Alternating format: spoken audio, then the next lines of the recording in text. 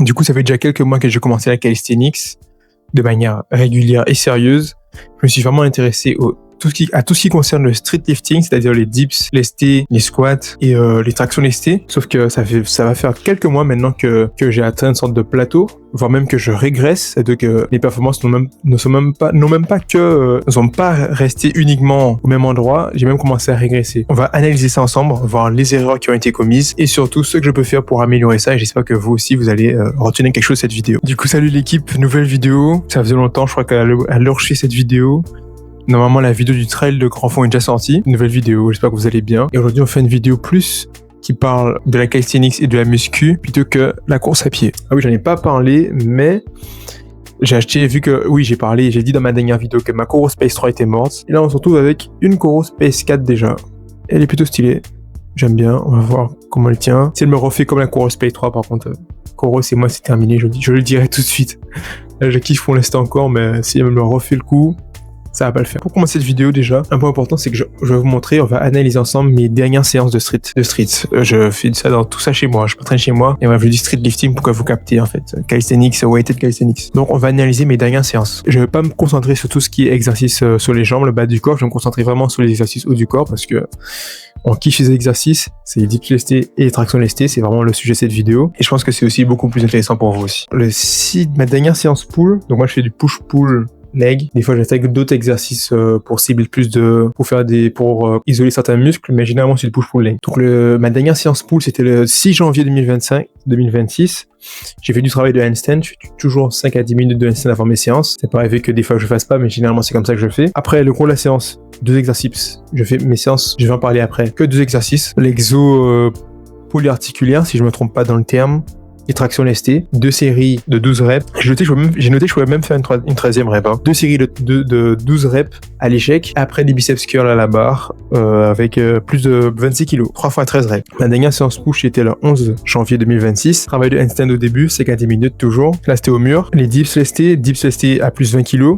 Je vais revenir, je suis à plus 20 kg. Alors, j'ai déjà fait pas beaucoup plus, mais j'avais au double il y a quelques mois. Et c'est ça justement le sujet de la vidéo. Dips lestés à plus 20 kg. Je vais deux séries du coup, une série à 12 répétitions et une série à 10 répétitions. Et je notais que je sentais que j'avais pas allé plus loin, ça veut dire que ma progression commençait à baisser parce que j'ai fait environ, à la séance push juste avant celle-là, donc du coup la semaine d'avant, j'ai fait environ les mêmes reps. Donc j'ai la réponse là, donc je vais regarder. Ouais, la séance push du 2 janvier 2026 et j'ai fait des dips à plus 20 kg et j'ai fait un 2 fois 12-12. Et là j'ai fait 12 et 10, ça veut dire que ma progression commence à être limitée. Et après, j'ai fait quoi? Il y a les pompes aussi que je fais et j'ai fait du leg raise. Leg raise, c'est quand tu te pends à la barre et que tu soulèves tes jambes comme ça, là. Enfin bref. Donc là, il y a 2 choses que je tiens à faire remarquer. C'est que quand moi je m'entraîne, pourquoi je fais que 2 séries? Parce que je m'entraîne assez lourd j'en parlais, en fait. Moi, j'utilise la méthode j'utilise toute cette méthode. Yann Birzegel, il en parle beaucoup dans ses vidéos d'entraînement. C'est-à-dire qu'on trouve un poids pour faire entre 8 et voire max 15, ça peut aller encore plus loin si on veut, 15 répétitions, mais il faut que ce soit à l'échec, il faut qu'on fasse ça à l'échec. Donc c'est juste assez pour stimuler la force et l'hypertrophie musculaire. Ça suffit amplement pour gagner en force et en muscle. Mais si vous voulez devenir bodybuilder et avoir les épaules, les bras, tout ça, les avant-bras, tout ce que vous voulez, vous faites de l'isolation et vous rajoutez beaucoup plus d'exercices. Mais de la méthode que moi j'utilise seulement, je choisis des exercices polyarticulaires très simples que je peux appliquer partout, du coup depuis chez moi, des exercices sur lesquels je peux facilement jouer sur, j'ai envie de dire, le levier. En fait, je peux facilement intervenir sur la surcharge progressive, les dips lestés, l'exercice. Le plus simple pour monter la difficulté, c'est ça que je veux dire, en fait, c'est l'exercice où on peut mettre du poids. Du coup, les tractions on peut se lester et les dips où on peut se laisser, ce sont les meilleurs exercices que pour faire à la maison. Les squats aussi, ça peut être bien. On peut faire du pistol squat, on peut faire du pistol squat lesté, on va le faire partout. Et les squats, si vous n'avez pas de rack à squat chez vous, j'ai déjà fait une vidéo juste avant sur l'entraînement à la maison, l'entraînement des jambes à la maison, sur la chaîne, vous pouvez aller voir. Vous pouvez faire du Zercher squat. J'ai déjà montré comment on fait pour prendre la barre et ça permet de faire, depuis que tu as une barre, des squats partout. Et du coup, c'est ça, moi je prends des exercices polyarticulaires très simples, sur lesquels je peux facilement jouer sur la difficulté. Je peux augmenter la charge très simplement. Je fais en sorte de prendre un poids qui me permette de faire 8, voire à plus, 8 ou plus de répétitions, mais il faut que ce soit fait dans l'échec. Ça, c'est un point très important. Sinon, pas de gain en force, certes, mais très important. Enfin, pas très important le gain en force, mais l'effort nerveux, et c'est ça qui est important dans cette vidéo, c'est que la fatigue nerveuse engendrée par quelque chose où ton maximum c'était 8, il est très important et du coup la fatigue générée par la séance elle est très importante. Quand tu vas vraiment à l'échec, et là quand moi je m'entraîne et que je vais à l'échec, ça veut dire par exemple, imaginez que mon échec il est à 11 répétitions sur une dips lesté, ça veut dire que je vais à l'échec, à la 10e répétition je m'arrête, je respire, et là je reprends pour faire une 11e en fait. Donc là tu vas vraiment chercher ton max. Donc quand tu fais 2 séries et que tu vas à ton vrai échec, ça suffit largement pour stimuler l'hypertrophie musculaire et les gains en force. Mais attention, ce qu'il est important de noter, c'est que ce genre de séance, la fatigue nerveuse, elle s'accumule très vite. Donc l'enchaînement, il est vraiment intéressant. Enfin, il est vraiment intéressant. Ouh là là. C'est intéressant de savoir le gérer, la gestion de la fatigue nerveuse. Du coup, moi, je m'entraîne à la maison, push-pull leg, je choisis des exercices polyarticulaires, la méthode 2-7, 2 séries, je vais à l'échec sur les 2 séries. Quand je sais que j'arrive à faire plus de 12 reps bien, sans en mode c'est passé genre bizarrement, là j'augmente un tout petit peu le poids pour rester dans cet intervalle de 8 à plus de répétitions. Par exemple, je peux acheter juste 2 kilos, ça me suffit complètement, on continue. Tout chercher, ça permet de gagner en force et en même temps en muscle. Les deux se rattrapent, se compensent rapidement. Mes dernières séances pull et mes dernières séances push. Ah oui, ma séance push, je l'ai pas dit. Du coup, ma séance push, ouais, j'étais à des dips de 20 kilos à l'échec. Alors que il y a 4 à 6 mois, j'étais à des dips à 30 kg, j'allais arriver aux trips à 40 kg. J'ai pu largement passer une perf, même si c'est que 3 reps à 40 kg. Donc je vais parler de qu'est-ce qui s'est passé. Donc là, j'étais à l'échec et j'étais qu'à 20 kg. Ma dernière séance pull, j'ai fait, du coup, ouais, je l'ai dit, j'étais à 12 kg. J'étais à 12 kg seulement sur les 2 séries. Alors qu'avant, j'étais à des pulls, je faisais des tractions lestées de 25 kg. Ça veut dire que c'est d'ici 6 mois, j'ai régressé par rapport à ces 6 mois.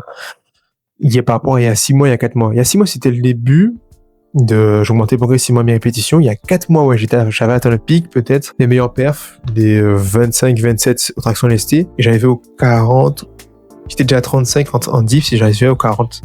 Et là, j'ai régressé. Donc, l'erreur que j'ai fait, moi, je mettrai les images de certaines de mes séances pendant la vidéo. Les erreurs que j'ai fait sur mes séances, c'est que pour retenir la 2-7 méthode, la méthode à 2 séries, et aller à l'échec musculaire chaque fois, c'est vraiment important de prendre une charge qui te permette de faire plus de 8 répétitions. Et moi, mon erreur, par exemple, surtout traction lestée, pendant des mois, je suis resté à 20 kg en traction lestée, je me rappelle. Pendant tout le mois d'août, en plus, il y a les examens par ma période scolaire, donc je me suis moins entraîné. Donc ça fait que pendant longtemps, j'ai stagné de tout le mois d'août jusqu'à maintenant, je suis resté jusqu'à décembre 2025, je suis resté aux tractions à plus 20 kg parce que j'arrivais. Sans me rendre compte, j'ai pas respecté la méthode en fait, et je stagnais à 2 séries de 8, 2 séries de 8, 2 séries de 8, 2 séries de 8, je faisais que ça. Je pensais que ça allait passer, mais en fait j'enchaîne. J'ai dû me rendre compte qu'en fait j'arrive pas à passer les 8 séries. À moi j'ai même fait des théories comme quoi c'est la barre qui a un problème. C'est complètement con de ma part. Il y a vraiment un truc important à retenir de cette vidéo, c'est que quand vous atteignez un stade de plateau, faut se dire que en anglais on dit plateau is feedback. Enfin c'est pas comme ça qu'on dit, mais j'ai entendu quelqu'un le dire dans sa vidéo, plateau is a feedback. Ça veut dire que le plateau, en fait, c'est juste un retour d'information pour vous. Quand vous atteignez un stade de plateau, faut pas être en mode, putain, on est en échec, on a un problème, on est foutu. Non, c'est juste que c'est un retour d'information que ce que tu faisais, ça fonctionnait, et maintenant, faut changer quelque chose, faut changer un paramètre pour pouvoir restimuler la progression.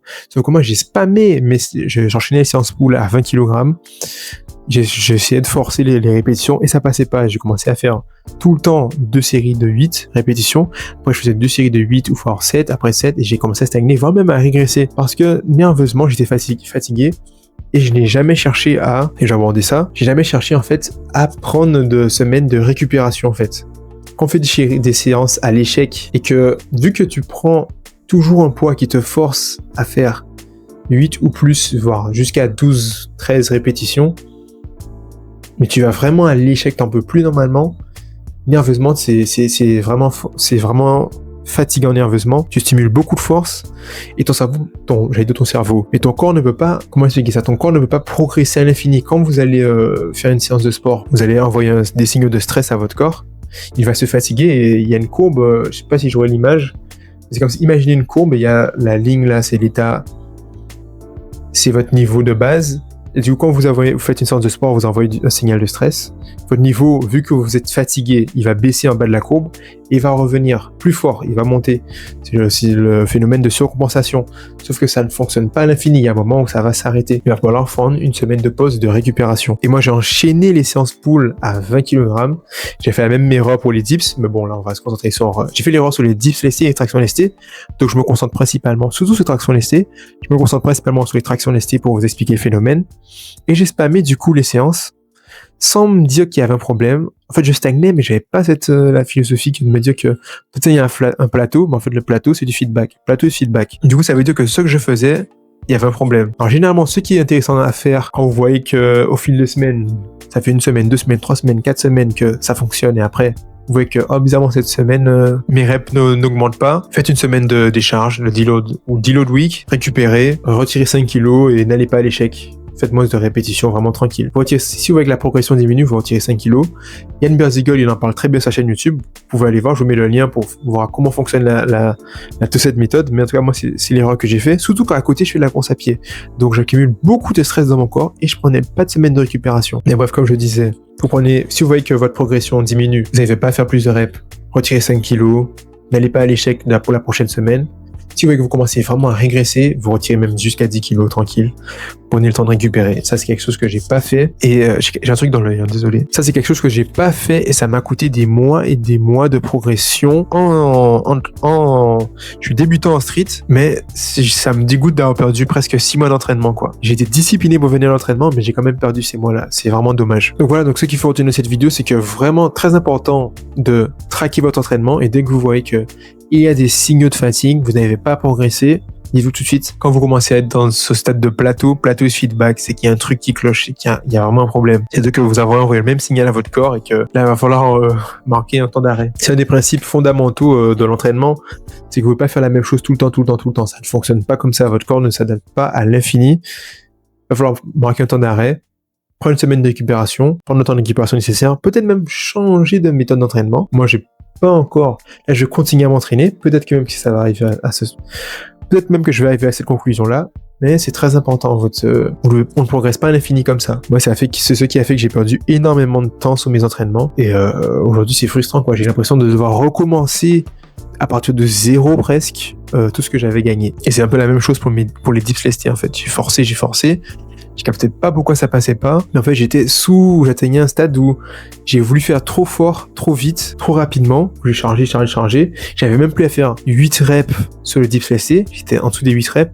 En dessous des 8 reps, en dessous de 8 répétitions, t'es pas en répétition, en une rep maximale, en 1 RM, hein, tu vois. Je dis pas ça non plus, mais c'est quand même générer beaucoup de force.